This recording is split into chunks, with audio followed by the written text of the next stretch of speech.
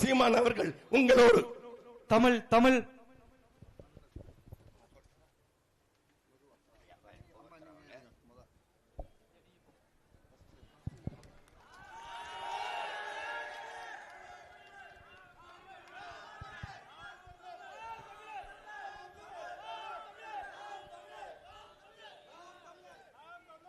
எங்களின் உயிரோடும் உணர்வோடும் கலந்து வாழுகின்ற அன்பு உறவுகள் அனைவருக்கும் வணக்கம்.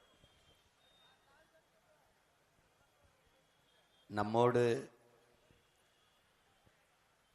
இந்த வெயிலிலே நின்று பணியாற்றுகிற காவல்துறை அதிகாரிகளுக்கு என்னுடைய அன்பும் நன்றியும் வணக்கமும்.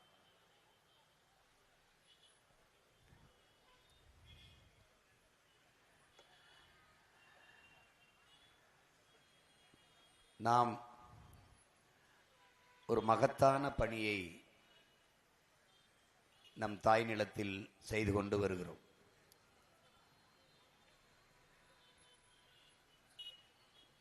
ஒரு ஆகச்சிறந்த ஒரு நோக்கத்தை, ஒரு மகத்தான மாபெரும் கனவை நம் எண்ணத்தில் வைத்து அதை ஒரு சிற்பி போல செதுக்கி செதுக்கி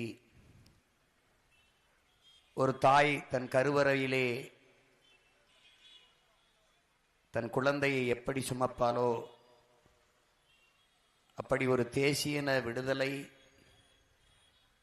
அதனுடைய உரிமை மீட்சி, அதனுடைய பாதுகாப்பான எதிர்கால நல்வாழ்வு என்ற ஒரு பெருங்கனவை சுமந்து கடந்த 15 ஆண்டுகளாக இந்த மண்ணிலே நாம் பயணித்து வருகிறோம். இந்த அரசியல் யாருக்கானது?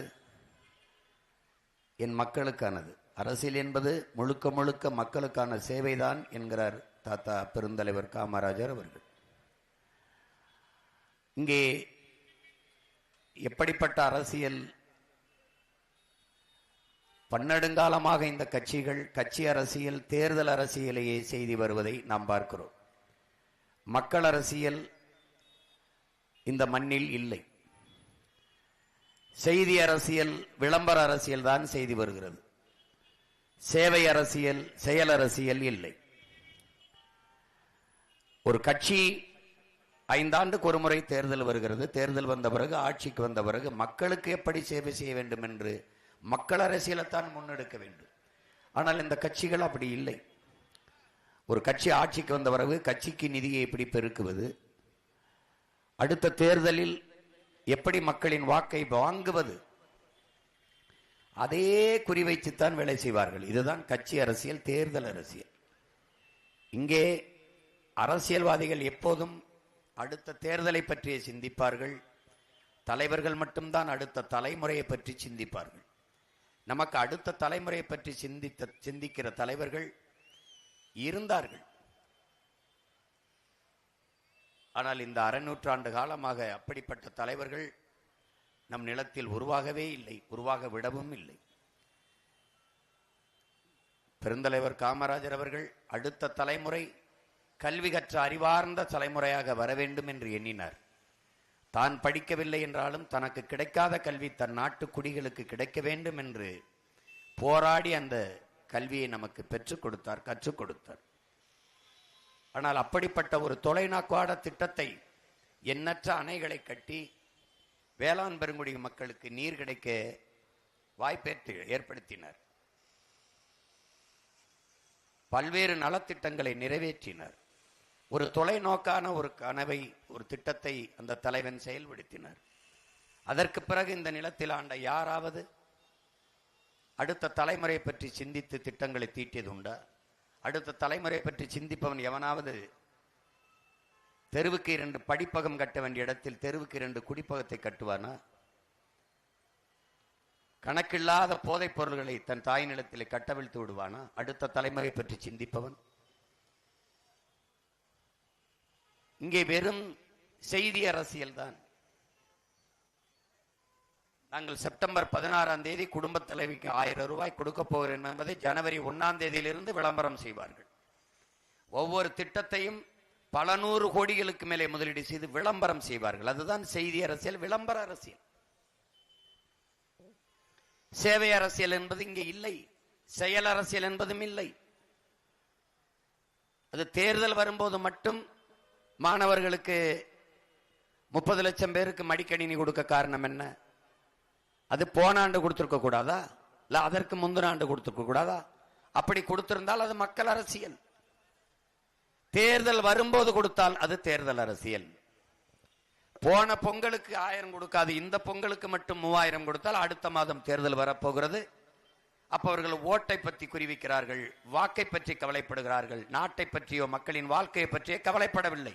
அதை என் அன்பு சொந்தங்கள் புரிந்து கொள்ள வேண்டும். அந்த இடத்தில் தான் அதை மக்கள் அரசியல் அல்ல, அது தேர்தல் அரசியல் என்கிறோம். இத்தனை ஆண்டுகள் இல்லாது தேர்தல் வருவதற்கு 20 நாளைக்கு முன்னாடி ஒரே நாளில் 1,31,00,000 வங்கி கணக்குக்கு 5,000 போட வேண்டிய அவசியம் என்ன? ஏன் போன ஆண்டு போடவில்லை? ஏனால் அடுத்த ஆண்டு அடுத்த மாதத்தில் தேர்தல் வருகிறது, இந்த காசை வாங்குகிற மக்கள் நமக்கு வாக்கு செலுத்தி விடுவார்கள் என்று. அப்ப இந்த மக்களை எவ்வளவு இழிவாக அவர்கள் சிந்திக்கிறார்கள். பணத்தை கொடுத்தால் வாக்கை வாங்கி வென்று ஆட்சி அதிகாரத்துக்கு வந்து விடலாம், நோட்டை கொடுத்தால் ஓட்டை வாங்கி விடலாம். இவ்வளவுதான் இவர்கள் அரசியல். இவர்கள் அதனால் தான் சொல்றோம், இவர்கள் மக்களின் வாக்கை பற்றி கவலைப்படுவார்கள், என் மக்களின் வாழ்க்கை பற்றி கவலைப்பட மாட்டார்கள். 6,800 கோடியை இந்த 5,000 ரூபாய் வங்கி கணக்கில் செலுத்தினதில் இழந்திருக்கிறது அரசு. ஏற்கனவே 10,5 லட்சம் கோடி கடன், 1 லட்சம் கோடி வட்டி. இந்த 6,800 கோடியை ஆசிரியர்கள், அறிவை வளர்க்கும் அறிவு கருவறையின் தாயாக இருக்கிற நம் ஆசிரியர் பெருமக்கள் ஊதிய உயர்வு கேட்டு வீதியிலே நிற்கிறார்களே, அவர்களுக்கான ஊதியத்தை உயர்த்தி கொடுக்க எத்தனை கோடி வந்துவிடும்? அதிகபட்சமாக போனாலும் 200 கோடி தான் செலவாகும். பகுதி நேர ஆசிரியர்கள் பணி நிரந்தரம் கேட்கிறார்கள், அது செய்வதற்கு என்ன சிரமம்? என்ன சிரமம்? அதுல என்ன கடுமை இருக்கிறது? சம வேலை, சம சம்பளம் கொடு, சம ஊதியம் கொடு என்று கேட்கிறார்கள். அதுக்கு எத்தனை கோடி செலவாகிவிடும்? அதிகபட்சம் 100 கோடி அல்லது 150 கோடி. ஆனால் ஒரு அறிவு சமூகத்தை உருவாக்க நினைக்கிற ஒரு ஆட்சியாளன் ஆசிரியர் பெருமக்களை போற்றாது எப்படி நீ அறிவு சமூகத்தை உருவாக்குவாய்? படிப்பிக்கிறவன் பாதையில் நின்று போராடுகிறான், உயிரை காக்கிற மருத்துவனை வீதியில் விட்டு போராட வைக்கிறாய். கொரோனா நேரத்திலே கடவுள் போல தெரிந்த மருத்துவ பெருமக்கள், தேவதைகள் போல தெரிந்த செவிலியர்கள் இப்போது உங்களுக்கு தேவையில்லாமல் போனது எப்படி? அறிவு சமூகம் என் அன்பு சொந்தங்கள் சிந்தித்து பார்க்கணும். கொரோனா நேரத்திலே எந்த தனியார் மருத்துவமனையாவது ஒரு கொரோனா நோயாளியை அனுமதித்து மருத்துவம் கொடுத்தது என்று உங்களால் சொல்ல முடியுமா? முழுக்க முழுக்க மருத்துவம் பார்த்து அத்தனை நோயாளிகளை பல நூற்றுக்கணக்கான பல ஆயிரக்கணக்கான மக்களை காப்பாற்றியது அரசு மருத்துவர்களும் அரசு செவிலியர்களும் தான். அந்த தேவையப்ப தற்காலிகமாக நிறைய பணிப்பெண்களை செவிலியர்களை வேலைக்கு எடுத்தீர்கள்.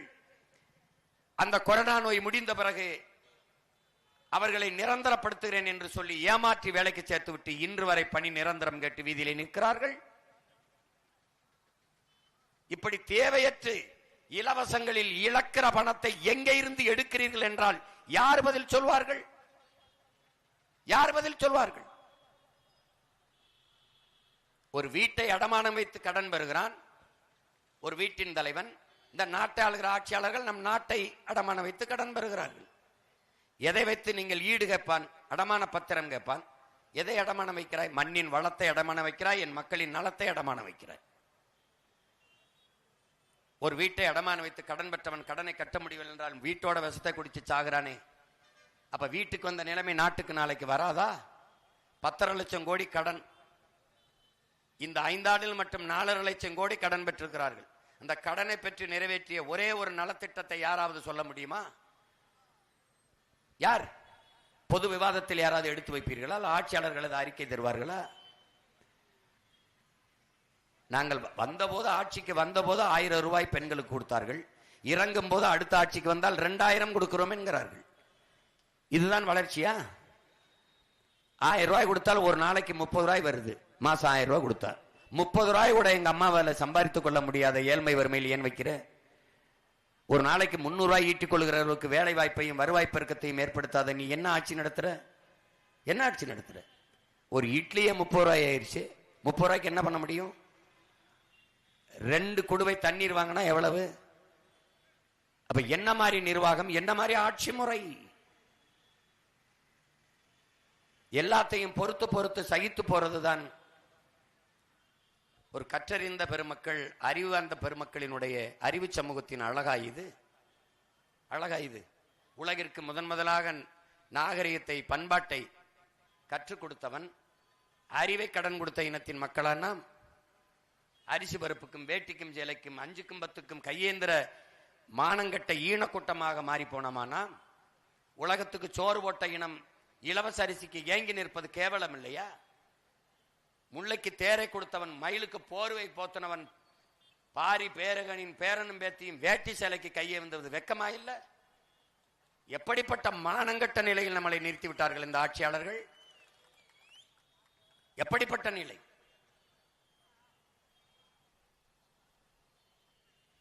உன் தாய்மொழி உன் தாய் நிலத்தில் இருக்கிறதா? படிக்கிறமல உன் கல்வி எதையாவது உணர்த்துதா உனக்கு? மொழியை இழந்து விட்ட இனம், அழிய கொடுத்த இடம் வாழுமா? வரலாற்று ஏதாவது செய்திருக்கா? உங்கள் முன்னால் நின்று பேசுகிற உங்கள் மகன் சீமான் இறந்து போனால், முகம் சிதைந்து இறந்து போனால், என் பிணத்தை எப்படி உங்களால் அடையாளம் காட்ட முடியாதோ அப்படி உங்கள் மொழி சிதைந்து அழிந்து போனால் உங்கள் இனத்தை அடையாளம் காட்ட முடியாது என்கிற அடிப்படை அறிவு கூட இல்லாத மக்களா நாம்? எங்கே நம் தாய்மொழி? உலகில் முதலாக தோன்றிய மொழி தமிழ் என்பதை நீங்கள் தமிழர்களே அறியவில்லை என்றால் எப்படி? ஆதிமொழி தமிழ், ஆதி மாந்தன் தமிழன் என்று ஆய்வு கட்டுரை ஆய்வுள்ளே உலக பேரறிஞர் நிறுவுகிறார்கள். நம்முடைய தாத்தன் மொழி ஞாயிறு தேவனைய பாவாணர் நிறுவுகிறார்.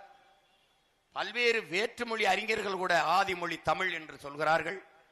நம் நாட்டின் பிரதம அமைச்சர் ஐயா மோடி வெளிநாட்டுக்கு செல்லும் போதெல்லாம் உலக மொழிகளின் மூத்த மொழி தமிழ் என் நாட்டில் இருப்பது பெருமை என்கிறார்.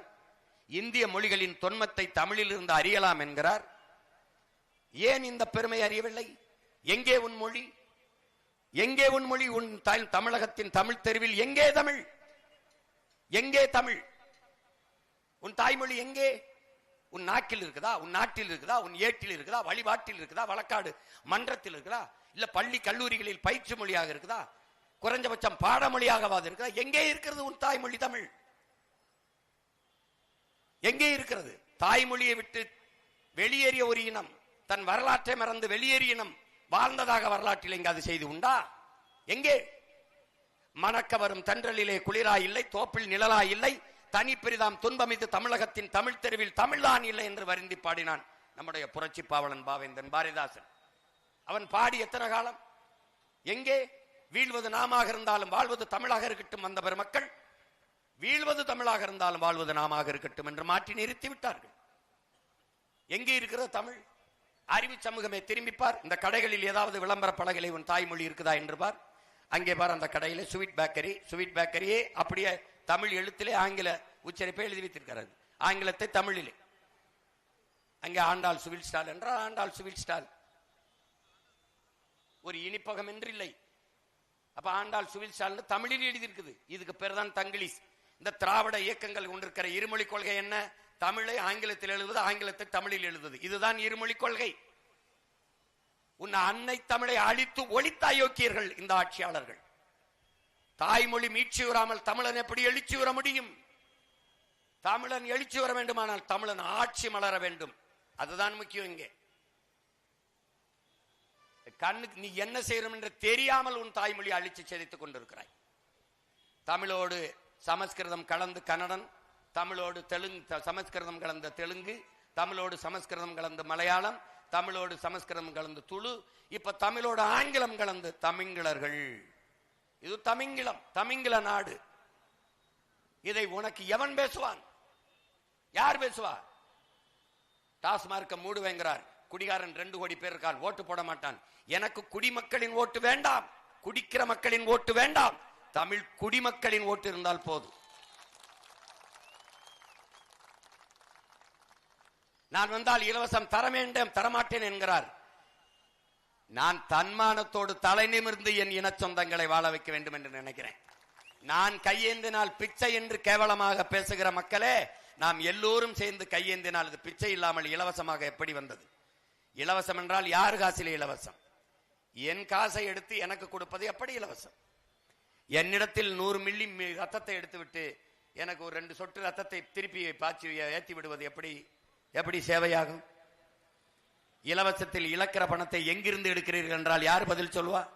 யாரிடத்தில் கருத்து, யாரிடத்தில் பதில் இருக்கிறது? யாரிடத்தில்? இந்த வாக்கு கேட்டு வருகிற பெருமக்களிடத்தில் கேளுங்களே. நாங்கள் வந்தால் 2000 கொடுப்போம், 2500 கொடுப்போம், 10,000 கொடுப்போம், மிக்சி கொடுப்போம், கிரைண்டர் கொடுப்போம். எங்கிருந்து உங்க அப்பன் சொத்தை வித்து கொடுப்பியா? எங்க அப்பன் சொத்தை எடுத்து கொடுப்பியா? எங்கிருந்து கொடுப்ப? எங்கிருந்து கொடுப்ப? எங்கிருந்து கொடுப்ப? ஒரு நாடு உன்னை சாராய பொருளாதாரத்தில் வைத்து சாகடித்துக் கொண்டிருக்கிறது என்பது கூட தெரியாமல் இந்த நாட்டிலே பாலின் சந்தை மதிப்பு, பால் பொருளாதாரம் 3 லட்சம் கோடி இருக்கிறது. அந்த 3 லட்சம் கோடியை நோக்கி போகாமல் சாராய பொருளாதாரத்தில் 50,000 கோடியில் வச்சு உன்னை சாகடித்துக் கொண்டிருக்கிறது. ஏன் அதை நீ எண்ணி பார்க்கவில்லை? சாராயம் ஒரு பொருளாதாரம் உயிரை எடுக்கும். பால் அது ஒரு பொருளாதாரம் உயிரை கொடுக்கும். பால் என்ற ஒன்று மட்டும்தான் ஒரு நாடு பசியவே சந்திக்காது. ஏன்? பால் முழு உணவு. பிறந்த உடனே தாயின் மாரில் ஓராண்டு 1.5 ஆண்டுக்கு பால் மட்டும்தான் குடித்தோம். கழிவு வரும். எந்த திரவ உணவுலையும் கழிவு வராது. என் உடன் பிறந்தவர்களே, பால் முழுமையான உணவு. பால் உண்டு மட்டும் இருந்தால் என் நாட்டில் பசி இருக்காது. உங்கள் மகன் பசி என்ற சொல்லை இல்லாது ஒழிப்பேன் என்று சொல்வது இந்த உறுதியில் தான். அந்த பால் பொருளாதாரத்துக்கு வாட என்றால் மாடு மேய்ப்பது அவமானம், ஆடு வளர்ப்பது அவமானம். ஆனால் கறி ஆந்திராவில இருந்து வாங்கணும், பால் ஆந்திராவில இருந்து வாங்கணும், ராஜஸ்தான்ல இருந்து கறி வாங்கணும். சாராயத்தை மட்டும் இவங்களே காய்ச்சி விற்கணும். இது ஒரு கேடுகட்ட கூட்டத்துக்கிட்ட நாட்டை கொடுத்துட்டு நாதியற்று போய் திரியுது. இந்த தேர்தலில் ஓட்டுக்கு 2000, இந்த பீகார்ல மொத்தமா ஒரு ஓட்டுக்கு குடும்ப அட்டைக்கு குடும்ப கணக்கில் 10,000 போட்டு ஜெயிச்சது பாரதிய ஜனதாவும் நிதிஷ்குமாரோட கட்சியும். இவங்க அதை அப்படியே பின்பற்றினா தப்பா இருக்கும்ட்டு பொங்கலுக்கு 3000, இப்போ இந்த மாசம் கொடுக்குற 5,000 சேர்த்து கோடை விடுமுறைக்கு கை செலவுக்கு காசு, கை செலவுக்கு. ஏன்னா இந்த ஒரு மாசம் தான் இந்த தேர்தல் இப்போ தானே கோடை வருது. போன தேர்தலாம் கோடை வரல, போன ஆண்டுலாம். அதுக்கு 5,000, இப்போ 8,000 ஆயிடுச்சு. ஓட்டுக்கு 2,000, 10,000 முடிவாயிருச்சு. ஒரே தவணையில் அவன் போட்டான், இவன் 3 தவணையெல்லாம் கொடுக்குறாப்ல. இதெல்லாம் நாட்டை ஆளுகிற, நாட்டு மேலையும் மக்கள் மேலையும் அக்கறை வச்சு ஆட்சி நடத்துகிற ஆட்சியாளர்களுடைய சிந்தனையும் வேலை திட்டம். இப்படியே போனால் என் முன்னாடி நிற்கிறவர்களை, என் பேச்சை கேட்கிற உலகெங்கும் இருக்கிற என் அன்பு சொந்தங்கிடத்தை கேட்கிறேன். இப்படியே போனால் இப்ப 10,5 லட்சம் கோடி, 1 லட்சம் கோடி வட்டி. இப்போ அடுத்த ஒரு 5 ஆண்டுல இவங்க யாராவது வந்துட்டாங்க அப்படின்னா அப்புறம் ஒரு 5 லட்சம் கோடி கடன், அப்புறம் ஒரு 5 லட்சம் கோடி கடன். இப்ப கடனையே வாங்கிக்கிட்டு போனா இந்த நாடு காட்டுகிற வளர்ச்சி கடன் வளர்ச்சியா? எந்த வளர்ச்சி? மக்களின் வாழ்க்கை தர வளர்ச்சியா? எந்த வளர்ச்சி? கடனை வாங்கி நீ எப்படியோ இலவசத்தை கொடுத்து ஆட்சியை செஞ்சுட்டு செத்து போய் கடற்கரையில் படுத்துற. நாங்க எங்கே படுக்கிறது? என்ன வழி? நீ என்ன பண்ணி வச்சிருக்க? இந்த கடனை வாங்கின மருத்துவமனையை தரமா கட்டி ஒழுங்கா மருத்துவத்தை கொடுத்தியா? இல்ல. கடனை வாங்கினி என் பிள்ளைகளையா நல்லா படிக்க வச்சியா? இல்ல. குடிக்கிற நீரையாவது தரமான நீரை கொடுத்தியா? இல்ல. பயணிக்கிற ரோடையாவது ஒழுங்கா போட்டியா? பஸ்ஸையாவது ஒழுங்கா ஓட்டினியா? எந்த கருமாந்திரமும் இல்ல. இந்தா இலவசம், இந்தா இலவசம், இந்தா இலவசம். வந்தா மாணவர் கல்வி கடன் தள்ளுபடி, விவசாயிகளின் கடன் தள்ளுபடி. ஏண்டா ஒரு மாணவன் கடன் வாங்கி படிக்கிற நிலைமையில வச்சுட்டு ஒரு அரசுன்னு பேசிக்கலாமா? கல்வி மானுட உரிமை, கொடுக்க வேண்டியது அரசின் கடமை, கொடுக்காமல் இருப்பது மாபெரும் கொடுமை. கடனை வாங்கி படிக்கிற அளவுக்கு நீ எப்படி ஒரு மாணவனை வச்ச? உன் கடமை என்னப்போ? அது மாணவன் கடன் தள்ளுபடி, விவசாயி கடன் தள்ளுபடி. ஒரு நாட்டில் விவசாயி கடனாளி ஆயிட்டா அந்த நாடு கடன்கார பை நாடு தானே. விவசாயி ஏன் கடன்காரன் ஆகிறான்? செருப்பு விற்கிறவன் கடன்காரன் இல்ல, சாராயம் விற்கிறவன் கடன்காரன் இல்ல, பீடி சிகரெட் விற்கிறவன், பான்பராக்கு விற்கிறவன் கடன்காரன் இல்ல, அப்புறம் கார் விற்கிறவன் இல்ல, மோட்டர் பைக் விற்கிறவன் இல்ல, பெட்ரோல் டீசல் விற்கிறவன் இல்ல. எது விற்கிறவனும் கடன்காரன் இல்ல. உலகத்திற்கு சோறு போடுகிற உழவன்குடி விவசாயி மட்டும் கடன்காரனா இருக்கான். ஏன் இருக்கான்? ஏன் இருக்கான்? இதுல எது இல்லாமலும் வாழ முடியும். செல்போன் இல்லாம வாழ முடியும், கார் இல்லாம வாழ முடியும், மோட்டர் பைக் இல்லாம வாழ முடியும், டிவி இல்லாம வாழ முடியும், ஃப்ரிட்ஜ் இல்லாம வாழ முடியும். ஆனால் நீரும் சோறு இல்லாம வாழ முடியாது. அதை தருகிற விவசாயி கடனாளியா இருக்கான். எதனால? எதனால? இதில் எல்லா பொருளுக்கும் உற்பத்தி செய்கிற அவனே விலையை தீர்மானிக்கிறான். வேளாண் குடிமகன் விளைவிக்கிற பொருளுக்கு அவன் விலையை தீர்மானிக்க முடியவில்லை, முடியாது. வாங்குறவன் எவனோ அவன் தான் விலையை தீர்மானிப்பான். அதனால விவசாயி நட்டப்பட்டு போறான், செத்து போறான். ஒரு நாட்டில் விவசாயி கடன் தள்ளுபடி, மாணவர் கடன் தள்ளுபடி என்றால் நாம் இந்த ஆட்சியை செய்கிற இவங்களை மொத்தமா தள்ளுபடி செய்வதை தவிர நமக்கு வேற வழி கிடையாது. அப்புறம் மாற்றணும், இந்த நிலையை மாற்றணும். இங்க எல்லாம் விளம்பரம் இருக்குது. வாக்களிப்பது நமது உரிமை, நமது கடமை, 100 விழுக்காட்டு வாக்கை விருதி செய்வோம். இவர் விளம்பரம், இதுக்கு பல 100 கோடி செலவு. ஓட்டுக்கு காசு கொடுப்பது குற்றம், அதை வாங்கினால் ஓராண்டு சிறை தண்டனை, கொடுப்பதும் வாங்குவதும் குற்றம். சரி, எவனையாவது ஒருத்தனை கைது பண்ணி ஜெயில போட்டிருக்கேன்னு சொல்லு பார்ப்போம், சொல்லு பார்ப்போம். இந்த தெண்ட கருமாந்திர செலவு, தெண்ட கருமா தெருவங்க இருக்கு. 100 விழுக்காடு வாக்கு போடணும், போடலன்னு என்ன பண்ணுவ? பறக்கும் படைன்னு ஒரு பரதேசி படையை ரோட்ல நிறுத்திடுறது. ஒரு பரதேசி படைய 2106 பேர் வேலை செய்யறார். 2106 பேர். யாரு? தொலைக்காட்சியில் செய்தி என்ன? ஆட்டு வியாபாரியிடத்தில் பணம் பறித்தார்கள். ஏண்டா அயோக்கிய பேல, அவனே ஆட்டு வியாபாரி, அவன்கிட்ட ரசீது கொடு. ஆடு வித்தவன், நீங்க 2000 ரூபாய்க்கு ஆடு வாங்கியிருக்கீங்க, இந்த ரசீது. ஏன்னா சந்தைக்கு போயிருக்கேடா முன்ன பின்ன, ஆடு மாட்டு சந்தைக்கு. ஏய், மருத்துவமனைக்கு கட்ட கொண்டு போன பெண்ணிடம் இருந்து அதை சொல்றான் மருத்துவமனை கொண்டு போறதுக்குன்னு. அது அம்மாவை சேர்த்ததோ அப்பாவை சேர்த்ததோ, கட்டி அப்பாவை வீட்டுக்கு கூட்டி போனா அந்த பணத்தை பறிக்கிறது. ஏண்டா ரோட்ல நிக்காத, தொகுதிக்குள்ள போடா. ஒரு தொகுதிக்கு 20,000 30,000 35 கோடி 25 கோடி ஒதுக்கி ஒரு ஓட்டுக்கு 1000 2000 கொடுத்துக்கிட்டு இருக்கான். டப்பா பரிசு, டப்பா பூஸ்ட், அப்புறம் என்ன டிஃபன் கேரியரு, அண்டா குண்டா, காசு அங்க கொடுக்கறான். அங்க போய் தடுக்க துப்பு இல்ல. நீ நேர்மையான தேர்தல் ஆணையமா இருந்தா என்ன பண்ணிருக்கணும்? வாக்குக்கு காசு கொடுக்கிற ஒரு வேட்பாளரை அந்த தேர்தலில் நிக்க, குறைஞ்சபட்சம் அந்த தேர்தலில் நிக்க தடை என்று போட்டிருந்தா அடுத்து காசு கொடுக்க மாட்டான். அதை செய்ய துப்பு இல்ல. உழைக்கு மக்கள் உரவாங்க காசு எடுக்க போகும்போது, மளிகை மூட்டை மூலம் வித்துட்டு காய்கறி கடைக்கு சரக்கு வாங்க போகும்போது, வீட்டுக்கு அரிசி ஒரு பாம்பு, அந்த காசை பறிச்சுக்கிட்டு இதுவரை 75 கோடி பறிச்சு இருக்கிறோம். அப்புறம் திருட்டு பையில நாட்டை கொடுத்தா ரோட்ல போற மக்கள் காசை தான் பறிப்ப. அங்க கொள்ளையடிச்சு கொண்டு காசை ஓட்டு காசு கொடுக்கறான், அதை பறிக்காம. இது ஒரு கேவலம். யாராவது வாக்குக்கு காசு கொடுக்கிற சட்டமன்ற உறுப்பினர் கொடுக்கும்போது கைது பண்ணப்பட்டார், இல்ல வாக்குக்கு காசு வாங்கின மக்கள் கைது பண்ணப்பட்டார்கள், அப்படி ஏதாவது இருக்கா? இப்ப அதெல்லாம் கிடையாது. உங்க அலைபேசி கொடுங்க, உங்க ஜிபே எண்ணு கொடுங்கன்னு உட்கார்ந்த இடத்துல ஒரு இடத்துல அலைபேசியிலே அனுப்பி விட்டுறேன். ஏன்னா கொடுக்கும்போது பிடிச்சிடறான்ட்டு. நுட்ப திருடர்கள், செல்போன் டிரான்சாக்சன். ஒரு நாடு இது ஒரு கேவலம்.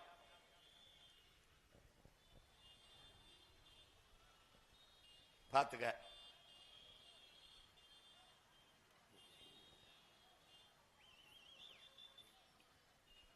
விட்டுட்டு போக முடியல, உங்க கூட பிறந்துட்டோம், சரி போட்டா போடட்டும், போலைனா போகட்டும், பிறவி கடமை கத்திட்டாது செத்து போக முடியாது. அந்த பாருங்க வெயில்னு கத்திட்டு கிடக்குறோம். ஏதோ பார்த்து பண்ணுங்க. மறுபடியும் அவங்க கிட்டே கொடுக்காத. நீ முடிவு பண்ணிட்டீன்னு வச்சுக்க, இந்த ஆட்சி தொடரட்டும், திமுக ஆட்சியை தொடரட்டும்னா போடு. எங்களை தூக்கி சுடுகாட்டில் போடு, இல்லை சோத்துல வெஸ்த வச்சு கொன்னு போடு. இதுக்கு மேலையும் ஒன்றும் செய்யறதுக்கு இல்லை. ஏன்னா நீங்க ஒரு சகிப்பு மனநிலைக்கு வந்துட்டீங்க. இந்த ஆட்சியே இருக்கட்டும், இல்ல இதுக்கு அது பரவாயில்ல, அதுக்கு இது பரவாயில்ல. இந்த கால கொடுமை. ஒருத்தன் ஒரு நாட்டில் குற்றம் பண்ணிடுறான், அரசவையில் கொண்டு மன்னனுக்கு முன்னாடி நிறுத்திடுறாங்க. அவன் மன்னன் ஒரு தண்டனை கொடுக்குறான். என்ன தண்டனை? நீ 50 மிளகா கடிக்கணும், இல்லைன்னா 50 சவுக்கடி வாங்கணும்ட்டு. அவன் மிளகா சவுக்கடிக்கு மிளகா பரவாயில்ல, நான் 50 மிளகாயை கடிக்கிறேன்னு கடிக்கிறான். 5 மிளகாயை கடிச்சு தாண்ட முடியல, காந்தது, கண்ணுல தண்ணி தானா கொட்டுது, வாயெல்லாம் எரியுது. மன்னா என்னை மன்னிச்சுக்கிறங்க, நான் சவுக்கடி வாங்கிக்கிறேன், மிளகா கடி தாங்க முடியலன்றான். சரி அடி, சவுக்கடி நடக்கட்டும்ன்றாப்ல. சவுக்கடி 5 அடிக்கு மேல வாங்க முடியல, முது பிஞ்சு தர்த்தம் ஒட்டுது. மன்னா என்னை மன்னிச்சுக்கிறங்க, என்னால தாங்க முடியல, நான் மிளகாயே கடிக்கிறேன்னு மறுபடியும் மிளகாய்க்கு போறேன். அதே தான் 5 மிளகாய், அதுக்கு மேல தாண்ட முடியல. மன்னா என்னை மன்னிச்சுக்கிறங்க, மறுபடியும் சவுக்கடியே வாங்கிக்கிறேன்னு வர்றேன். இப்படி மாறி மாறி இந்த அதிமுக 5 வருஷம் மிளகா கடி, திமுக 5 வருஷம் சவுக்கடி, அப்புறம் அதிமுக மறுபடி மிளகா கடி, அப்புறம் சவுக்கடி, மாறி மாறி அடிங்காயி வாயும் முதுவும் புண்ணா போனதான் உங்களுக்கு மிச்சம். ஐயா, நான் என்ன கொஞ்ச நஞ்சா காலா கத்துறேன்னு நினைக்கிறியா? 15 ஆண்டுகளா கத்திக்கிட்டு வரேன், ஒன்னும் இல்ல. கொஞ்சம் கொஞ்சம் தன்மானம் மிக்க இனமானம் இல்ல மக்கள் கொஞ்சம் கொஞ்சம் விழிப்புணர்வு பெற்று 36 லட்சம் பேர் ஓட்ட போட்டு எனக்கு ஒரு பெரிய கட்சியாக்கிய ஒரு நம்பியை கொடுத்து, மகனே நில்றா நில்றா, நாங்க இருக்கிறோம்டா கூட, நாங்க இருக்கிறோம்டான்னு. இந்த வேலையை நான் செய்ய வந்தவன் இல்ல, காலம் வரலாறு கட்டளையிட்டு காயம் களி காலம் கையெழுத்து இறக்கி விட்டுருக்கு, போய் நில்லுன்னு. இல்லைன்னா விடு, போட்டா போடு, இல்லைன்னா விடு. நான் அவங்கள மாதிரி வியாபாரம் பார்த்துட்டு போறேன். 2000 கோடி தரம்ன்றான், 60 சீட்டு தரம்ன்றான், துணை முதல்வர் ஆக்கிறோம்ன்றான். போ, எப்படியோ போ, நானும் போறேன். ஓ மலை போனான்னா, காடு போனான்னா, தண்ணி போனான்னா, ஓ வியாபாரம் கட்டு போனான்னா, சோறு விஷமானான்னா, காற்று நஞ்சானான்னா, நீர் நஞ்சானான்னா, உன் தாய்மொழி செத்தான்னா, வரலாறு மறைஞ்சா என்ன, எனக்கு என்ன? ஏன் விட்டுட்டு போக முடியல? உன் கூட பிறந்துட்டேன். ஏன்? என்னை வளர்த்தவன் இந்த நாட்டில் இருந்த அரசியல் தலைவன் எவனும் இல்ல. என்னை உருவாக்கியவன். நான் செத்தாலும் சரி என் இனம் வாழ்ந்தால் போதும், நான் வீழ்ந்தாலும் சரி என் இனம் இழந்தால் போதும் என்று உன் இன வரலாற்றில் என்ற ஒப்பற்ற மாவீரன் என் தலைவன் பிரபாகரன் என்ற பெருமகன் எங்களை உருவாக்கினான். அவன் மகன் நான். அதை அறிவு சமூகம் புரிந்து கொள்ள வேண்டும். தன்னலமற்று உண்மையும் நேர்மையுமாக இந்த மக்களுக்கு உழைக்க வேண்டும், தொண்டாற்ற வேண்டும் என்ற புனித கனவோடு நிற்கிற பிள்ளைகள் எங்களை புரிஞ்சுக்கணும். இந்த வேட்பாளர் யாரும் பெரிய வாரிசு இல்ல. தொகுதிக்கு எவ்வளவு கொடுப்ப, 20 கோடி செலவு பண்ணுவியா, கட்சிக்கு எவ்வளவு கொடுப்ப என்று வாங்கி கொடுக்கல. கட்டுத்தொகை போட உங்க பிள்ளைகளுக்கு காசு இருக்கான்னு உங்களுக்கு தெரியுமா? 234 பேருக்கும் பிச்சை எடுத்து இங்க பார், பிச்சை எடுத்து இந்த கட்சி அங்கலங்கலமா வளர்த்து வர்றோம். அந்த பிச்சை யாரு கொடுக்கிறா? நீங்க தான். மக்களிடமே கையெழுந்தி மக்களிடத்தில் இருந்தே இனமாகவும் பணமாகவும் பெற்று அங்கலங்கலமா வளர்ந்து வர்றோம். இங்க வேட்பாளர் நிக்கிற பெண் யார்? அது அப்பா அமைச்சர், அவ வாரிசு. பல தலைமுறையா அப்பா அமைச்சரா இருந்தார். அப்புறம் அவர் வயசாகி போச்சுன்னு மகளுக்கு அப்படிலாம் சீட்டு கொடுக்கல. கலையந்திரின்னு என் தங்கை வழக்கறிஞரா படிச்சுட்டு போட்டி போடுறா. அவளோட திறமையான வேட்பாளர் யாராவது போட்டா, நேர்மையான வேட்பாளர் போட்டா நீங்க அவங்களுக்கு போடுங்க. என் தங்கச்சியும் போட்டா அவங்களுக்கே போட சொல்றேன். போட்டா சொல்லு பாப்போம், சொல்லு பாப்போம். என்ன இது? திரும்ப திரும்ப திருடுறவன்ட்டே நாட்டை கொடுத்துட்டு நாடு பாதுகாப்பா இருக்கணும், நல்ல ஆட்சி வரணும்னா எப்படி வரும்? எப்படி வரும்? கல்வி என்பது எதற்கு? கல்வி என்பது எதற்கு? கல்வியில் மேம்பட்ட சமூகம் தான் அறிவு, ஒழுக்கம், நன்னெறி இதெல்லாம் மேம்பட்டு சமூக ஒழுக்கம், சமூக கட்டுப்பாடு, சமத்துவம், சகோதரத்தெல்லாம் மேம்படும்னு பொருள். ஆனா அப்படி எதுவும் நடந்ததா இல்லையே? நடந்ததா இல்லையே? இதைத்தான் புரட்சியாளர் அம்பேத்கர் நீங்க கல்வியை கொடுத்துட்டா சமத்துவம் வரும், சகோதரத்துவம் வரும்னியில ஒன்னும் அப்படி தெரியலையேங்கிறதுக்கு அவர் ஒரே வார்த்தையில முடிச்சிட்டார். தன்னலம் என்று வரும்போது அறிவு வேலை செய்யாதுன்னு. இங்க வேலை செய்யல, ஒருத்தனுக்கும் வேலை செய்யல. ஆனால் அதே அறிவாசான் எங்களுக்கு கற்பித்திருக்கார். இழந்து விட்ட உரிமைகளை நீ பிச்சை கேட்டு பெற முடியாது, போராடித்தான் பெற்றாக வேண்டும் என்கிறார். அப்படி என் மண்ணும் மக்களும் இழந்து விட்ட உரிமைகளை எவனிடத்திலும் பிச்சை கேட்டு பெற முடியாது, போராடித்தான் பெற்றாக வேண்டும் என்கிற அசைக்க முடியாத நம்பில்தான் தொடர்ச்சியாக இந்த களத்தில் நிற்கிறோம். கோயில்களில் எப்போதும் ஆடுகளைத்தான் பலியிடுகிறார்களே ஒழிய சிங்கங்களை அல்ல என்கிறார். நாங்கள் சிங்கங்களும் அல்ல, புலிகள், அதுவும் விடுதலை புலிகள். எதற்கு மஞ்சறதில்லை. அதனால என் அன்பு சொந்தங்கள், என் அருமை உறவுகள், எண்ணிலும் இளைய என் தம்பி தங்குகள், இந்த தேர்தலை வழக்கம் போல ஒரு தேர்தல் போல வாக்கு செலுத்தி கடந்து போகாதீர்கள். எந்த பிள்ளை, எந்த மகன், எந்த தலைவனிடத்திலே, யாரிடத்திலே நாடு இருந்தால் நாடும் மக்களும் பத்திரமாக பாதுகாக்காமல் இருக்க முடியும். எவனுக்கு இந்த நாட்டை பற்றிய கனவும் அக்கறையும் இருக்கிறது, எவன் இந்த மண்ணை மக்களை பேரன்பு கொண்டு காதலிக்கிறான் என்பதை கவனியுங்கள்.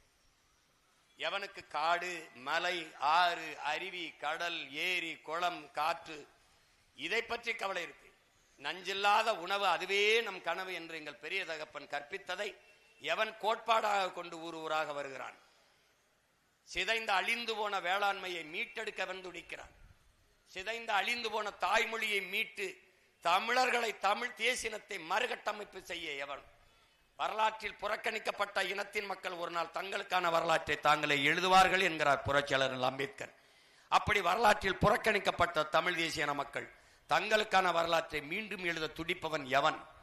இதை கவனித்து பார்த்து நீங்கள் வாக்கு செலுத்துங்கள். வாக்குக்கு காசு தரமாட்டேன், பணத்துக்கு வாக்கு நம் இனத்திற்கு தூக்கு என்று யார் பேசுவது?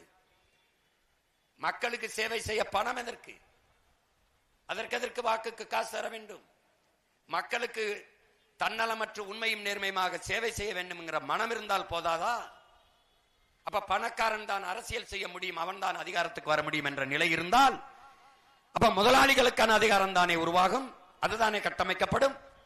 அப்ப 5 விழுக்காட்டு முதலாளிகளுக்கான அதிகாரம் இருக்கும், 95 விழுக்காடு உழைக்கும் மக்கள், அடித்தட்டு மக்கள், பாட்டாளி வர்க்கத்துக்கான அதிகாரம் எங்கே உருவாகும்? எங்கே உருவாகும்? எளிய மக்களின் குரல் எப்போது அதிகாரத்தை பித்தோடும்? அவனுக்கான உரிமை எப்போது பாதுகாக்கப்படும்? எப்போது கிடைக்கும்? எப்போது கிடைக்கும்? அவனுக்கு சரியான கல்வி எங்கே கிடைக்கும்? கற்ற கல்விக்கு வேலை எங்கிருந்து கிடைக்கும்? முதலாளி ஒரு முதலீட்டை செய்வது தன் லாபத்தை வைக்கா மக்கள் சேவைக்கா என்கிற அடிப்படை கேள்வி ஏன் நம் ஒவ்வொருவருக்குள்ளே எழவில்லை? வாக்குக்கு காசு கொடுப்பவன் 30 கோடி செலவழிப்பவன் 300 கோடி வென்று வந்தால் ஈட்டிக்கொள்ள முடியும் என்கிற நம்பிக்கையில் தானே செலவழிக்கிறான். அப்போ அரசியல் என்பது தன்னலமற்ற சேவை செய்கிற ஒரு புனித அமைப்பு இல்லையா? அது பெரும் லாபம் ஈட்டும் தொழிலா? இது எப்படி? இப்படிப்பட்ட ஒரு ஜனநாயகத்தை, மாண்புமிக்க ஜனநாயகத்தை கொலை செய்துவிட்டு கேடுகட்ட பணநாயகத்தை உருவாக்கவா நமது முன்னவர்கள், நமது பாட்டன் வ.உ.சி. செக்கிழுத்தான், நமது தீரன் சின்னமலையும் நமது பாட்டன் மருதுபாண்டியும் தூக்கிலே தொங்கினார்கள். நமது முன்னவர்கள் எல்லாம் 10 ஆண்டு 11 ஆண்டு 9 ஆண்டுகள் சிறைப்பட்டு சித்தரிவதை செய்தார்கள், அனுபவித்தார்கள். அதற்காகவா 7 ஆண்டுக்கு மேலே இந்த நாட்டின் விடுதலைக்கு போராடி இந்த நாட்டில் எந்த பதவியும் அனுமதிக்காமல் நின்ற தேர்தலாம் தோற்கடிக்கப்பட்டு சொந்த மண்ணின் மக்களாலேயே ஒரு மனித புனிதன், இந்த இனத்தில் கிடைக்காத மகத்தான ஒரு தலைவன் நல்லகன்னு அவனை இந்த நாடு போற்றவில்லையே ஏன்? ஒரு நடிகனுக்கு கொடுக்கிற மரியாதை இந்த நாட்டின் விடுதலைக்கு போராடி செத்த மகனை போற்றாதது ஏன்? போற்றாதது ஏன்? நல்லகன் என்ற ஒரு மகன் பிறந்தான், இருந்தான், வாழ்ந்தான், ஒரு புனிதன் என்பதை நீ மறந்தான். எப்படிப்பட்ட இனம்? எப்படிப்பட்ட இனம்? கண்டவனுக்கெல்லாம் பாராட்டு விழா நடக்கிறது, கொண்டாட்டங்கள் நடக்கிறது. வெள்ளைக்காரன் பிடித்து சித்திரவதை செய்து மீசை முடியை ஒவ்வொரு முடியாக புடுங்கி சுருட்டால சுட்டு சித்திரவதை செய்தோட இந்த விடுதலை போராட்டத்தை விட்டு விலகி போக மாட்டேன் என்றது வீரமர இளைஞனை இந்த நாடு மறந்தது ஏன்? ஏன்?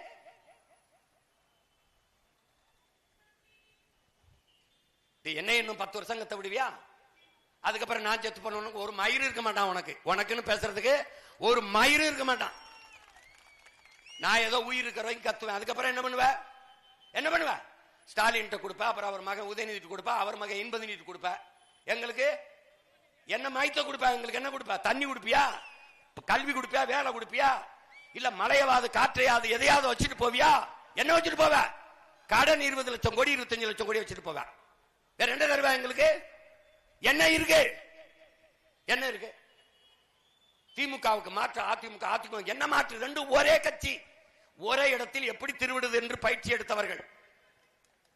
தனித்தனியா திருடுவான், கூடி பிரிச்சுக்குருவான். இது கூட தெரியாதா? திமுகவில் இருக்க அமைச்சர் பட்டியல் எடுத்து படிச்சு பார். 11 பேர் அதிமுக அமைச்சர், 2 வெவ்வேறு கட்சி நினைச்சுட்டு நீ. இங்கேயும் சாராயம் வைப்பான், அங்கேயும் சாராயம் வைப்பான், இங்கேயும் கொலை பண்ணுவான், அங்கேயும் கொள்ளையடிப்பான், இங்கேயும் ஊழல் லஞ்சம், அங்கேயும் இங்கேயும் கையெழுத்து போட கமிஷன் கேட்பான், அங்கேயும் கையெழுத்து போட கமிஷன் கேட்பான். இதில் திருடன் என்னடா? பெரிய திருடன் சின்ன திருடன்? திருடன் திருடன் தான்டா. கால கொடுமை. எல்லாம் படிக்கிறோம், எல்லாம் பேசுறோம். கடைசியா ஒருத்தர்லாம் எனக்கு சொல்றாரு, நான் பரம்பரையா திமுகங்கிறாரு என்கிட்ட. என்னடா நீ ராஜராஜ சோழ பரம்பரை, இல்ல பாண்டிய நெடுஞ்சலம் பரம்பரை, இல்ல சேரன் செங்குட்டுவன் பரம்பரை? கேடு கட்டவை, கேடுபடி திருட்டு வந்து என் பரம்பரையில பெருமை மயிர் வேற. இது ஒரு நாடு, இது ஒரு நாடு. இலவசம் கொடுக்கிற, எங்கிருந்து கொடுக்கிறான்னு கேட்க ஒருத்தனுக்கு துணிவு இல்ல. என் ஆத்தாள் அப்ப நீ கையேந்து வச்சிருக்கானடா. தன்மானத்துக்காக உயிரை விட்ட ஒரு இனமடா. மரணமா மானமா என்கிற போது மரணத்தை விட மானமே பெரிது என்று போராடி செத்தவன் பரம்பரைடா நீ. செத்தாண்டா நம் பாட்டன் தீரன் சின்னமலை. தன்மானத்தை இழந்து நான் என் தாய் நிலத்தை இழக்கிறத விட நான் தூக்குல தொங்கி சாகிறத பெருமையாக்குறதுன்னு செத்தவன்டா தீரன் சின்னமலை. அவன் ரத்தம் கொஞ்சம் கூட வாடா ஓடல. பாட்டை மருதுபாண்டிய தூக்கல போடும்போது சொல்றானடா, என்னரும் தமிழகமே தாயகமே, நான் இல்லை என்றாலும் ஒரு தலைமுறை வரும் உன்னை மீக்க காக்கன்னு தூக்குல போய் தொங்கினான்டா. அவன் நினைச்சிருந்தா சரணடைஞ்சு வாழ்ந்திருக்கலாம்டா.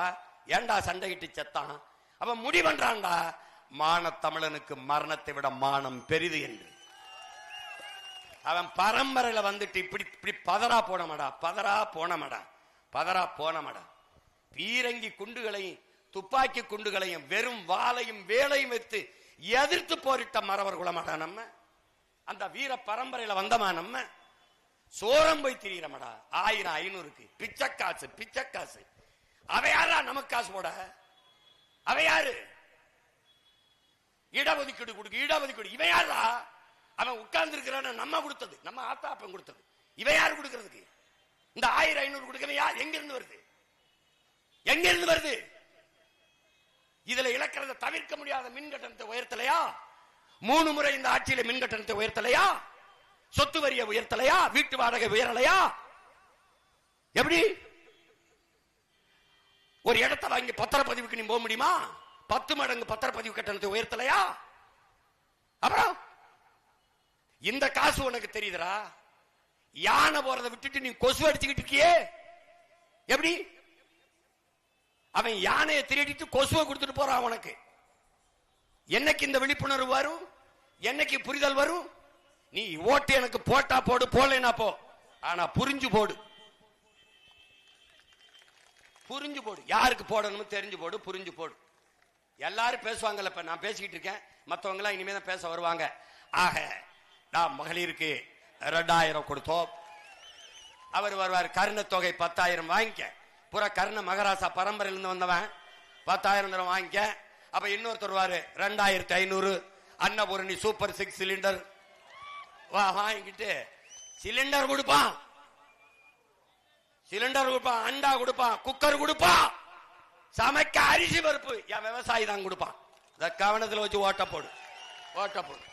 இந்த தேர்தல்ல குடியாத்தம் தொகுதியில போட்டியிடுகிற என்னுடைய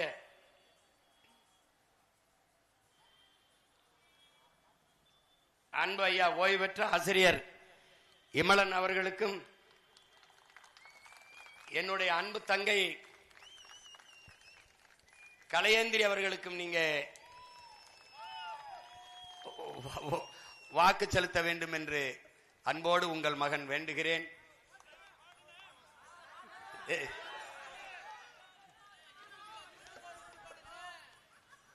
ஓட்டு போட போற ஒன்ன ஒதுங்கி நிக்காத, கண்ட சின்னங்கண்டு கலங்கி நிக்காத. உழைக்கும் மக்கள் சின்னம் அது விவசாயி சின்னம். உழைக்கும் மக்கள் சின்னம் அது விவசாயி சின்னம். நாள்தோறும் பாடுபட்டோம், ஆனாலும் துன்பப்பட்டோம். யாரார்க்க ஓட்ட போட்டோம், ஓட்டாண்டி ஆகி புட்டோம். இந்த நிலம் மாற நான் வேற என்ன கூறைய, இந்த நிலம் மாற நான் வேற என்ன கூற.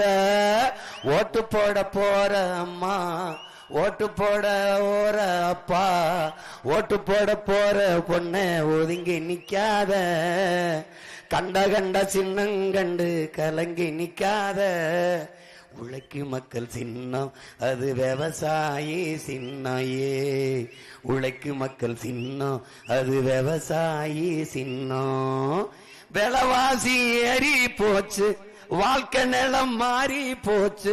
பாவப்பட்ட ஏழச்சனம் பரிதவிக்கு நிக்கலாச்சு. பாவப்பட்ட ஏழச்சனம் பரிதவிச்சு நிக்கலாச்சு. இந்த நிலம் மாற நான் வேற என்ன கூறைய, இந்த நிலம் மாற நான் வேற என்ன கூற. ஓட்டு போட போற பொண்ண ஒதுங்கி நிக்காத. கண்ட சின்னங்கண்டு கலங்கி நிக்காத. உழைக்கும் மக்கள் சின்னம் அது விவசாயி சின்னம். உழைக்கும் மக்கள் சின்னம் அது விவசாயி சின்னம். என் அன்பிற்குரிய சொந்தங்களே, என் அருமை உடன் பிறந்தார்களே, பேரன்பு மிக்க பெற்றோர்களே, என் அன்பு தங்கை கலையேந்திரி அவர்களுக்கும் எங்கள் அன்பிற்குரிய ஐயா இமலன் அவர்களுக்கும் விவசாயி சின்னத்திலே வாக்கு செலுத்தி வெற்றி பெற செய்யுங்கள். புரட்சியாளர் அம்பேத்கர் நமக்கு கற்பித்தது போல அதிகாரம் மிக வலிமையானது. நாம் சொல்லுவோம் அந்த அதிகாரம் எம் மக்களுக்கானது. அதிகாரம் மிக வலிமையானது அண்ணல் அம்பேத்கர். நாம் சொல்லுவோம் அந்த அதிகாரத்தை அடைந்து விட்டால் அனைத்தும் எளிமையானது. அன்பு மக்களே, இந்த அதிகாரம் நம் மக்களுக்கான அதிகாரத்தை நிறுவ மக்கள் எல்லோரும் ஒன்றிணைந்து அவர்தான் சொல்லுகிறார், கற்பி புரட்சி சேர் ஒன்று செய், புரட்சி செய் ஒன்று சேர் என்று. நாம் அதைத்தான் இந்த 15 ஆண்டுகளாக செய்து வருகிறோம். அருமை சொந்தங்கள், என் அன்பு உடன் பிறந்தார்கள், எளிய பிள்ளைகள், உங்களுக்கு எங்களுக்கு உங்கள் மதிப்புமிக்க வாக்கை தந்து வலிமைப்படுத்துங்கள். புரட்சியாளர் அண்ணல் அம்பேத்கர் சொன்னதை நினைவு வையுங்கள். மதிப்புமிக்க நம் உரிமைகளை சில ரொட்டி துண்டுகளுக்காக விற்பதென்பது அவமானகரமானது என்பதை நீங்கள் நினைவில் கொண்டு மதிப்புமிக்க நம் வாக்கை விற்காது அதை வலிமைமிக்க ஆயுதம், அதை அநீதிக்கு எதிராக ஏந்துவோம் என்கிற உறுதியான முடிவில் எளிய பிள்ளைகள் எங்களுக்கு உங்கள் வாக்கை தந்து வெற்றி பெற செய்யுங்கள். புரட்சி எப்போதும் வெல்லும். உங்கள் பிள்ளைகள் எங்களின் வெற்றி எதை சொல்லும். நம் இலக்கு ஒன்றுதான், இனத்தின் விடுதலை. இனம் ஒன்றாவோம், இலக்கை வென்றாவோம். தமிழ்தாய் வாழ்க, தலைவர் பிரபாகரன் வாழ்க. நாம் தமிழர்.